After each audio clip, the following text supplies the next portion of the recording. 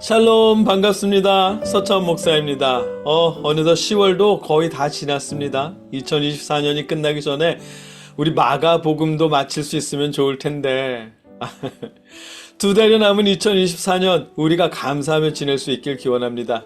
오늘 우리가 함께 읽고 나눌 말씀은 마가복음 14장 66절로 72절까지의 말씀입니다. 제가 읽겠습니다.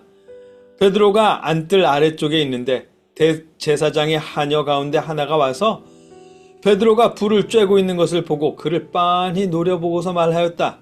당신도 저 나사렛 사람 예수와 함께 다닌 사람이지요? 그러나 베드로는 부인하여 말하였다. 내가 무슨 말을 하는지 나는 알지도 못하고 깨닫지도 못하겠다. 그리고 그는 바깥들로 나갔다. 그 하녀가 그를 보고서 그 곁에 서 있는 사람들에게 다시 말하였다. 이 사람은 그들과 한패입니다. 그러나 그는 다시 부인하였다. 조금 뒤에 곁에 서 있는 사람들이 다시 베드로에게 말하였다. 당신이 갈릴리 사람이니까 틀림없이 그들과 한패일 거요. 그러나 베드로는 저주하고 맹세하여 말하였다. 나는 당신들이 말하는 그 사람을 알지 못하오. 그러자 곧 닭이 2번째 울었다. 그래서 베드로는 예수께서 자기에게 닭이 2번 울기 전에 내가 나를 3번 모른다고 할 것이다 하신 그 말씀이 생각나서 엎드려서 울었다. 아멘. 예수님은 화려한 모습으로 이 땅에 오신 것이 아니죠. 화려한 삶을 사시다가 화려한 모습으로 승천하신 분도 아닙니다. 예수님은 마국간에서 태어나셨고 공생의 전까지는 몫으로 사시다가 공생의 시작 때부터 이스라엘 곳곳을 돌아다니시며 순회 선교사로 생활하셨습니다. 하나님의 사랑과 하나님의 나라를 전하셨고 병자들을 고치셨습니다. 그리고 제자에게 배신당해서 십자가형에 처해지게 되셨습니다. 결국 십자가에 죽으셨고요. 그런데 그런 예수님의 복음을 전하는 교회들은 왠지 너무 화려해져만 가는 듯하죠. 물론 예수님을 믿기 때문에 가난하고 초라해야 한다는 뜻은 아닙니다. 다만 화려함이 주 목적이 되고 예수님의 대속하심과 구원은 조연 혹은 엑스트라처럼 변한 것은 아닌가 싶다는 뜻입니다. 그렇다고 지금 우리 시대만 그랬던 것은 아닌 듯하죠. 본문 시대 역시 마찬가지였답니다. 그 당시 대제사장의 저택이 어마어마했다고 하거든요. 집터만 봐도 그 권세를 짐작할 수 있을 정도였답니다. 본문에서도 발견할 수 있어요. 대제사장의 권세가 얼마나 대단했으면 대제사장의 여종이 자유인인 베드로에게 따져 묻잖아요. 그 당시는 여자는 인구수에 포함되지도 않을 때였는데 여종은 말할 것도 없겠죠. 그런 시대인데도 불구하고 여종이 자유인이고 시민에 해당하는 베드로를 지적합니다. 오죽했으면 우리 새번역 성경은 당신도 저 나사렛 사람 예수와 함께 다닌 사람이지요? 라는 공손한 말투로 번역했잖아요.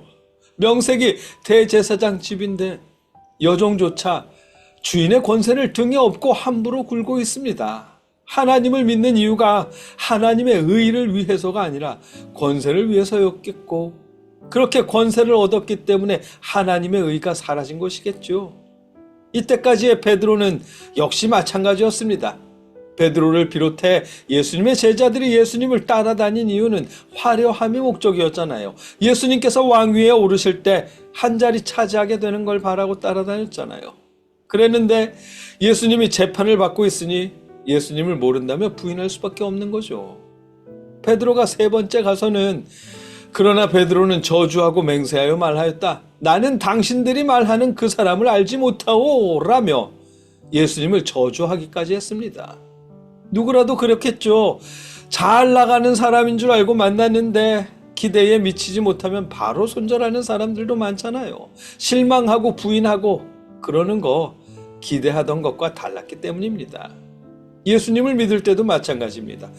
믿음에 실망하고 마음 한 곳에 믿어봤자 라며 부인하는 거 예수님을 믿으면서 기대하던 것과는 다른 결말 때문일 것입니다.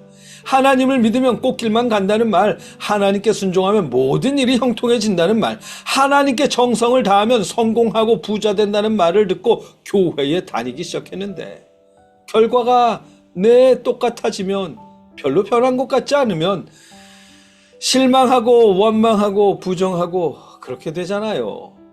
그런 목적 때문이 아니라 우리를 대속하신 예수님을 만나면, 실제로 만나면 삶이 달라질 텐데, 본질이 아닌 겉과 보여지는 것들을 바꾸고 싶어 하면서 예수님을 믿다 보면 실망할 수밖에 없게 됩니다.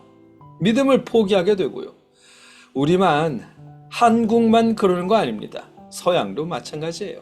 카톨릭도 그렇고요. 며칠 전에 낙태를 반대한다는 교황의 표명 때문에 530명의 성도들이 세례를 거부했다지요.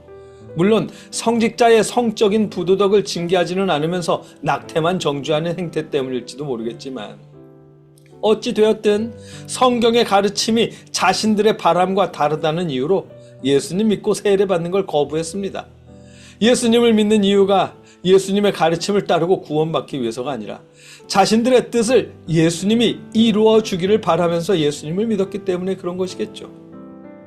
자신들의 기대, 자신들의 가치관과 성경의 가치관이 다르다는 걸 알게 되니까 그냥 세례 안 받아, 그런 예수 안 믿어 라며 복음을 거부하는 것이겠죠. 안타깝게도요. 언젠가 회개하고 돌아서겠지만 그런 일들이 속히 일어나길 바랍니다. 그런 면에서 보면 본문 속 베드로는 그래도 다행입니다. 베드로는 예수님을 부인한 그 즉시로 후회하고 회개의 눈물을 흘렸거든요. 베드로가 끝까지 주님의 제자로 살아갈 수 있었던 것은 어쩌면 이렇게 바로 후회하고 회개할 수 있었기 때문일 것입니다. 이런 후회의 순간, 실망하고 부인했던 일들을 후회하는 순간이 우리에게도 바로바로 일어났으면 좋겠습니다. 예수님을 믿으면서 실망하고 부인하는 일 없기는 힘들잖아요. 그러나 그럴 때에 성령님이 우리 안에 예수님의 말씀을 떠올리게 하시고, 그래서 베드로처럼 그 즉시로 후회하고 회개하며 다시 주님 품으로 돌아올 수 있도록 성령님이 역사해 주시기를 기원합니다. 함께 기도하겠습니다. 사랑의 하나님, 가끔은 실망할 때가 있습니다. 믿음에 실망할 때가 있습니다. 주변의 눈치를 보며 믿음을 감추려는 때도 있습니다. 그러나 그런 일에 익숙해지지 않도록 도와주시옵소서. 그랬던 일을 후회하며 돌이켜 회개하고 다시 주님 품에 돌아올 수 있도록 붙잡아 주시옵소서. 예수님의 이름으로 기도드립니다. 아멘.